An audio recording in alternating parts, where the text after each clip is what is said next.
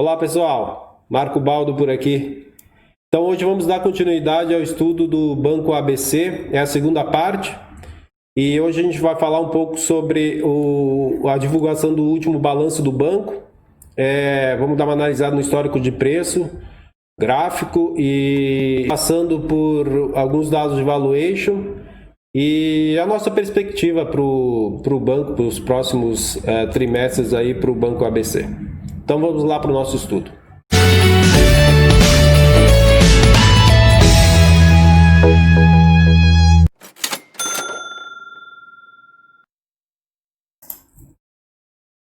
Bom pessoal, então vamos dar início à análise dos resultados do primeiro trimestre do banco, primeiro trimestre de 2020. E aqui a gente está no release de resultados do banco. Qualquer um de vocês pode ter acesso a essa informação, é só entrar lá na Relações dos Investidores na página do banco. E vocês podem baixar esse release, sugiro inclusive que baixem e que deem uma estudada. A gente aqui vai mostrar os principais pontos. Mas tem muita informação interessante aqui.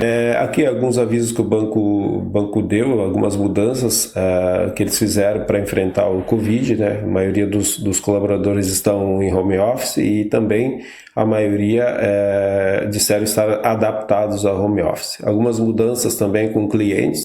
Os destaques financeiros do período, então o banco teve um lucro de 81 milhões, o ABC teve um lucro de 81 milhões, uma queda de 32%, bastante relevante a queda, comparando com o quarto trimestre do ano passado, e 33,2% comparando no mesmo período do ano passado. O ROE é o retorno sobre o patrimônio líquido médio recorrente, foi de 8% no trimestre. A carteira de crédito expandida teve um saldo de 31,1 bilhões, que teve um crescimento na carteira de crédito expandida. É o principal negócio do banco. O índice de cobertura no trimestre alcançou 260%. Teve um aumento aí comparando com o outro trimestre. O banco informa que ele suspendeu o guidance de 2020 e de 2021 que eles tinham divulgado anteriormente, e faz todo sentido suspender. A maioria das empresas fizeram isso, tem que reavaliar agora. Aqui o banco explica um pouco sobre o resultado, né, os resultados, porque da redução do lucro. Então aqui comparando com o último trimestre do ano passado, que teve uma redução do lucro, e aqui eles explicam pela redução da margem financeira, principalmente a linha de patrimônio líquido, a CDI, né, então os investimentos do patrimônio líquido, pelo aumento das despesas de provisão para devedores duvidosos, o PDD, eles aumentaram muito, comparando com a média que vinha sendo provisionada, eles aumentaram bastante. Pela redução da receita de serviços, principalmente na linha de banco de investimentos, que sofreu impacto, depois a gente vai ver no gráfico, pelo aumento das despesas de pessoal e outras administrativas. E no primeiro trimestre de 2020, comparando com o mesmo período do ano passado, basicamente as mesmas explicações. A rentabilidade, veja que o lucro líquido recorrente diminuiu, realmente teve uma queda bastante expressiva. Aqui no gráfico a gente consegue ver bem isso, né? O ROE também, 1%, quando mantinha uma média de 12, 12,5%, 13%. As receitas tiveram uma diminuição bastante forte, principalmente a de serviço que foi afetado lá em cima, como a gente viu, né? Teve uma redução bastante expressiva a receita relacionada a serviços. O destaque da carteira de crédito expandida, que é interessante, depois vocês podem ver aqui por segmento, está aberta por segmento. Teve um crescimento, mas o banco, devido às grandes incertezas, ele já suspendeu o guidance que eu falei, né, de 2020 e 2021 para a carteira de crédito expandida e para o segmento MIDO. Que depois tem informações interessantes para vocês darem uma olhada. Então são os 3 segmentos que a gente falou lá no primeiro vídeo. E aqui hoje a gente vê qual é o peso que cada um deles tem. na carteira de crédito expandido. Aqui é interessante o Maido, que até pouco tempo atrás o ABC não trabalhava, hoje representa mais de 50% da carteira do ABC esse segmento. Então cresceu muito e eles estão com foco para crescer ainda mais. O Maido, sem deixar de lado os outros dois, né, o Large e o Corporate, mas eles estão... O guidance, inclusive, era focado bastante em aumentar essa participação aqui dessas empresas, que são empresas, lembra que a gente falou, de 30 milhões até 250 milhões de faturamento. A abertura geográfica, que claramente São Paulo é que domina, é o maior mercado do Banco ABC, São Paulo. Mas como a gente viu antes, também eles já têm escritório em vários estados e também atendem outros estados, outras cidades que não têm escritório, mas eles conseguem atender. A abertura setorial da carteira expandida, que é interessante esse gráfico, porque vejam aqui como o agronegócio tem um peso muito forte na carteira do ABC. E o primeiro é o agronegócio, o segundo é energia. E se a gente for ver, são os dois setores avaliados, né? São os dois setores que menos sofreram. O agronegócio, principalmente, é o setor que menos sofreu nessa pandemia. Que menos sofre, né, nessa pandemia. E a energia também não teve grandes impactos, e principalmente na geração, né, que é a maior fatia aqui dos empréstimos do ABC. Aí depois dá para a gente ver cada um dos setores. Então os dois maior peso na carteira são os que menos sofreram com a crise. E nós temos empréstimos, carteira de empréstimo classificado por volume, por cliente. Interessante vocês darem uma olhada depois nisso também, para entender um pouquinho melhor. Mas vejo que aqui acima de 10 milhões é que está o maior volume aqui. Por prazo de vencimento, também o maior volume está aqui entre 3 meses e 1 ano. Aqui é a classificação, né, da carteira. Então aqui embaixo nós vamos ver depois um gráfico que vai mostrar melhor isso aqui. Despesas de PDD aqui, como a gente já falou antes, veja como foi um aumento considerável aqui das despesas de PDD, de 47 milhões no último trimestre foi para 60 milhões, tudo em função da espera de um volume de inadimplência muito maior do que o normal devido a essa crise, né?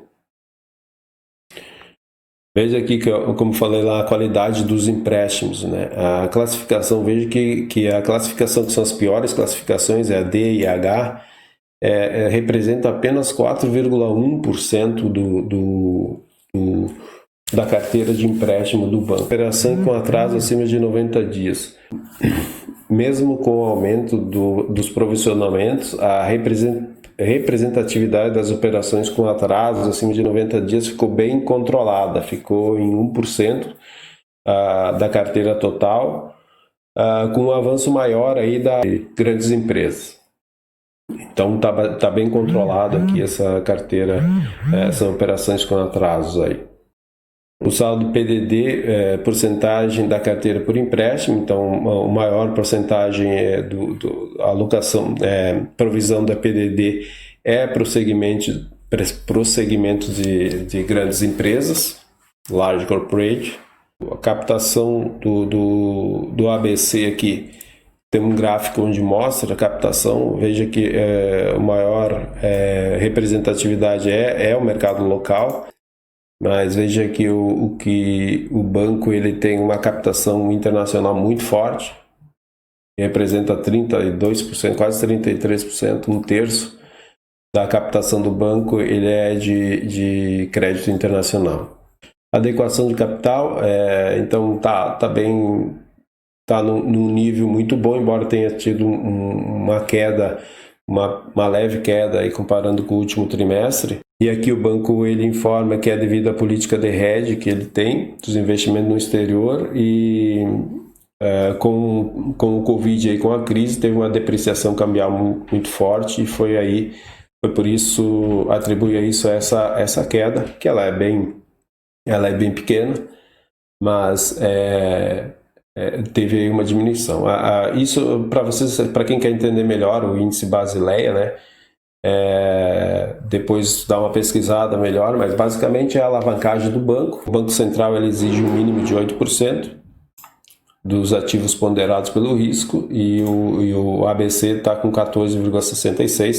A margem financeira gerencial, lembra que a gente falou no primeiro vídeo, aqui estão a representatividade por por cada segmento aqui, ó, o patrimônio líquido remunerado, o margem financeira de mercado e margem financeira com clientes, que é a maior representatividade do banco, que representa a maior receita do banco, é a margem financeira com clientes. Eu fui direto para o gráfico, mas aqui em cima tem as informações mais detalhadas, aqui aí vocês depois podem olhar, dar uma estudada nisso. Tá? E a taxa atualizada da margem financeira gerencial foi de 3% ao ano, que teve uma queda, principalmente provocada pela diminuição da taxa Selic, né, no patrimônio líquido remunerado. As receitas e serviços, lembra que a gente falou que além da margem financeira gerencial, o banco também ganha dinheiro com serviços, que a gente comentou sobre eles lá no primeiro vídeo. E aqui está bem claro que teve uma redução bastante significativa no banco de investimento, serviços de banco de investimento, a tarifa também diminuiu um pouquinho, garantia prestada diminuiu também, mas não foi com tanta representatividade. O maior impacto mesmo é o banco de investimento, que diminuiu muito, e o banco atribui isso ao Covid mesmo. Aqui é interessante também esse gráfico que mostra qual é a representatividade nas receitas, as receitas com serviço, qual é a representatividade dela na receita total do banco. E veja que, comparando com o último trimestre, caiu bastante, impactada, como a gente pode ver aqui embaixo, já falamos sobre com o banco de investimentos. Resultado operacional do banco, teve uma queda considerável, né? A margem financeira gerencial, ela após o PDDs ficou em 192 milhões, que ainda é muito boa, mas um fato interessante aqui, de comparar com o mesmo período do ano passado, que hoje, que nessa situação atual está menos 5,7%, se não tivesse essa provisão vultosa aqui do PDD, e se mantivesse nos patamares que estavam até então, nós teríamos aqui um resultado positivo de, sei lá, praticamente aí uns 8%. 60, 29, uns 8% aqui positivo nessa comparação aqui, ou seja, para ver como que o PDD, ele realmente, a provisão de PDD, ele realmente impactou bastante no operacional do banco. Que o banco faz questão de colocar aqui uma informação sobre as recomendações dos analistas, né? Com isso a gente finaliza a análise aqui dos resultados do primeiro trimestre do banco. Veja que nós passamos muito rapidamente, focamos nos pontos principais, mas é interessante se vocês puderem dar uma olhada aí um pouquinho mais a fundo para entender um pouco melhor. É interessante, aí o release está disponível para todo mundo lá na página do banco. Uma coisa que eu acho importante para qualquer investidor em empresas do segmento financeiro, é importante a gente também entender um pouco dos fatores de risco, né? E aqui o banco, na relação com investidores, ele cita alguns fatores de risco, logicamente que isso são os que o banco cita, né? A gente tem que fazer uma análise de quais seriam os outros possíveis fatores de risco, mas então eu sugiro a vocês, quem tiver interesse em vir aqui nos fatores de risco e ler que as instituições financeiras elas estão expostas, né? Aqui eu gostaria de mostrar para vocês alguns múltiplos, para vocês terem uma ideia. Eu não vou me aprofundar nisso, mas aí depois vocês pausam o vídeo e avaliem vocês mesmos. Mas é basicamente para mostrar, para ter uma informação, ter informações de um pouco mais um pouco mais de longo prazo e ver o que o banco tem entregue aí nos últimos anos. E podem ver que são resultados bastante sólidos, bastante robustos até eu diria. Ou seja, dá para ver que o banco ele vem há bastante tempo aí preocupado em entregar resultados bastante interessantes aí para o acionista e para os acionistas, né? Depois vocês avaliem aqui, tirem suas próprias conclusões. É interessante aqui o foco do banco, né? Para mim me chamou muito a atenção, porque se a gente for ver historicamente, mesmo o banco sendo um banco pequeno, né, um banco de porte de menor porte, né, ele manteve a qualidade e a expansão da sua carteira de crédito. Em tese, uma expansão, né, um aumento forte de uma carteira de crédito vai expor o banco a uma diminuição de qualidade, né, dessa carteira.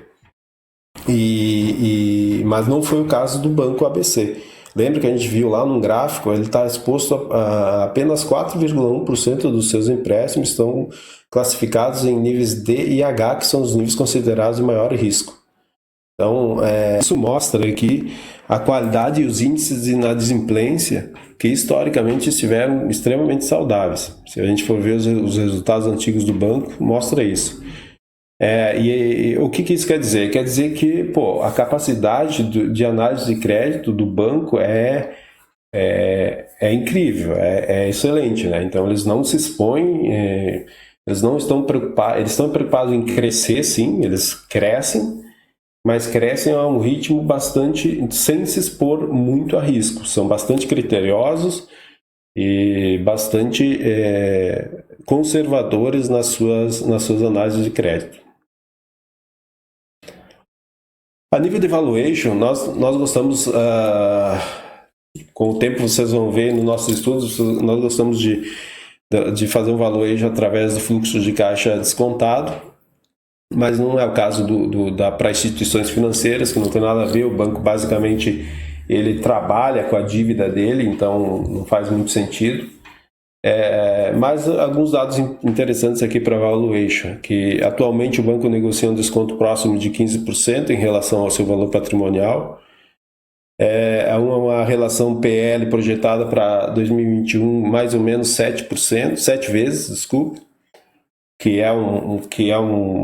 eu acredito que é um patamar bastante interessante. Além disso, ele está sendo negociado hoje abaixo do seu valor patrimonial, tá em 0,8. Então, cada um tem que avaliar. Cada investidor aqui, nós não estamos dizendo para comprar ou para vender ou para não fazer nada, enfim. Aqui, cada investidor ele vai decidir de acordo com suas premissas e vai avaliar, né, tendo em vista o histórico do banco e atual posicionamento do mesmo para enfrentar os efeitos negativos da crise. Por que eu falo em atual posicionamento? Porque se nós formos ver a perspectiva do banco com esse balanço sólido, ele tem um balanço muito sólido, está altamente capitalizado, o banco está bem capitalizado, tem um caixa robusto e tal, embora ele tenha suspendido o guidance lá para crescimento, ele está focado na expansão da carteira de crédito, especialmente para a middle, né, que a gente falou lá antes, né, que hoje representa 51%, mas eles estão focados em expandir cada vez mais esse segmento. Então, tendo em vista tudo isso, tem que avaliar se justifica todo esse pessimismo das quedas dos últimos meses, né. Bom, questão de proventos, como já falei, né, o ABC tem um yield estimado em torno de 7%, que sem dúvida, nos preços atuais, né, que sem dúvida é uma ótima geração de renda passiva, principalmente se a gente for comparar, né, com a taxa Selic, que praticamente mais do dobro que a taxa Selic paga hoje. E o banco paga 2 vezes ao ano proventos via juros sobre capital. Bom, pessoal, vamos começar então a segunda parte do nosso estudo do ABC, do Banco ABC. E aqui, primeiramente, eu gostaria de mostrar para vocês um pouco do histórico de preços, né, do ABC. Então, como eu já falei, como eu sempre costumo falar para investimentos de longo prazo, não tem muito a ver a gente já ficar analisando o gráfico e tal. Mas para o curto prazo, para a gente ter uma ideia de como que está se comportando o papel e tal, eu acho que é bastante interessante a gente dar uma analisada de como se comporta mesmo o ativo, graficamente falando, né? Então aqui nós temos o histórico aí do ABC. Ele está bastante exposto à volatilidade, né? Ele é um papel bastante volátil. Quando ele lateraliza, ele realmente lateraliza, mas depois ele tem explosões aí tanto na alta como na baixa, principalmente na alta, né? Por causa do resultado do banco que tem sido bastante sólidos, mas ele é bastante volátil, né? Teve um período aqui que ele ficou bem lateralizado, praticamente um ano. O ano 2019 ficou lateralizado. Depois disso, tivemos aí o topo histórico, que foi antes lá quando o Ibovespa estava em 120 mil pontos por lá. Também foi o topo histórico do banco. E aí veio a crise, foi uma queda de praticamente mais de 50% aí de queda. E aqui embaixo ele veio se comportando, parece que encontrou um patamar difícil de ser ultrapassado, né? Então ele veio, testou aqui, tentou subir novamente, não conseguiu. Aí veio fazer um outro teste com um fundo acima desse fundo maior aqui. E aqui ele voltou a subir bastante forte. Chegando aqui nós temos uma ideia aqui aqui não temos um canal ainda, mas temos uma referência. Aqui nós já temos um possível canal de alta. Hoje o preço está batendo na base desse canal de alta, né? Então certamente aqui provavelmente aqui vai ter um enrosco, como já está tendo desde aqui. Mas uma coisa interessante, isso é a forma que eu vejo o mercado, tá bem? Então não é o certo nem errado, é a forma que eu vejo, mas quem me conhece sabe que eu gosto de analisar o fluxo também. Então aqui ele teve uma queda, aqui nesse último fundo ele começou um forte fluxo, pelo menos um médio a forte fluxo de compradores, né? Aqui é o saldo de cada dia, né? Esse é o gráfico diário, então é o saldo do dia. Teve uma queda onde ele chegou num patamar aqui que parece que estabilizou, mas aí começaram os vendedores a entrar forte e mesmo assim o preço não cedeu. Veja aqui que aqui começou venda, muita venda, muita venda, muita venda. Inclusive com patamares muito maiores dessa alta que teve aqui.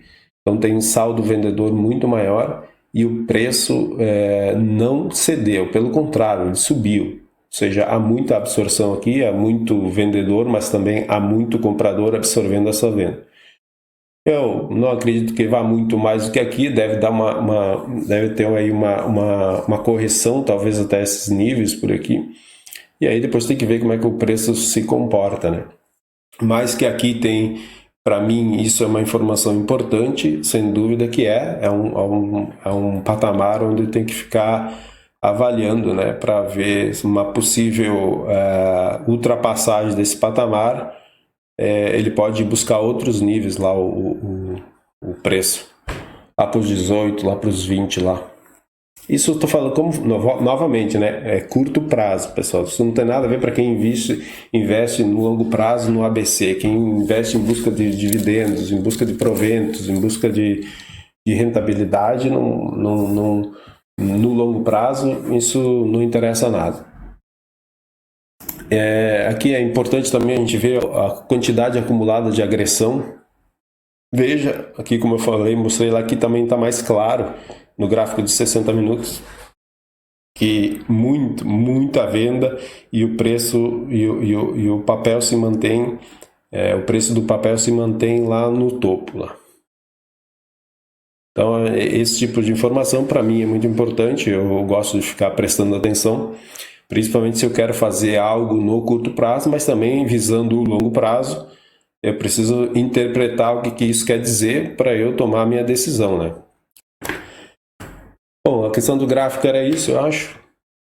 Não temos muito mais o que fazer. Se ele ultrapassar esse nível, Nós temos aí boas perspectivas, principalmente se vier um fluxo forte de compra aí. Mas eu ainda acho que ele deve voltar um pouquinho antes de ultrapassar esses níveis. Vamos agora para o release de resultado do primeiro trimestre. Vamos dar uma avaliada lá nos resultados do banco. Com isso, a gente conclui o estudo do Banco ABC. Queria deixar aqui algumas considerações finais. Primeiramente, a dúvida que o banco vai ter reflexos negativos aí da pandemia nos seus resultados aí nos próximos trimestres. Eu acredito que o ABC vai ser bastante impactado, principalmente nas médias e pequenas empresas, porque são as empresas que muito provavelmente vão ter mais problemas de caixa aí, ou inclusive muitas delas vão fechar, né, encerrar as atividades. Então, certamente aí terá níveis de inadimplência bem mais altos do que foi apresentado no primeiro trimestre. Contudo, a gente acredita que o banco está muito bem posicionado, com balanços sólidos, com perspectiva de crescimento, principalmente no segmento MIDO. Eles, embora tenham suspendido o guidance, mas o foco do banco está em crescer no segmento MIDO. Então o banco tem uma posição de caixa excelente, praticamente 2 vezes o patrimônio líquido.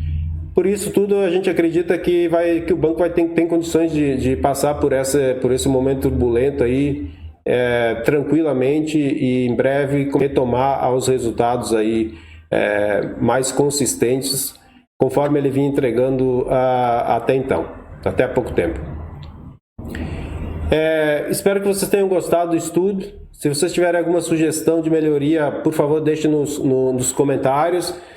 Se vocês tiverem alguma sugestão de outros ativos que gostariam que nós avaliássemos, que nós estudássemos, por favor, também deixe nos comentários. Espero que vocês possam aproveitar esse estudo. Esse estudo tem um único intuito, que é educacional mesmo, trazer informações relevantes das companhias para vocês. Não é indicação de compra ou de venda ou de qualquer tipo de operação. Não indicamos operações aqui, não indicamos compra. A ideia é apenas trazer informações para que a gente preza muito essa questão da autonomia do investidor, sem depender de ninguém, com suas próprias análises. Obrigado e até o próximo vídeo.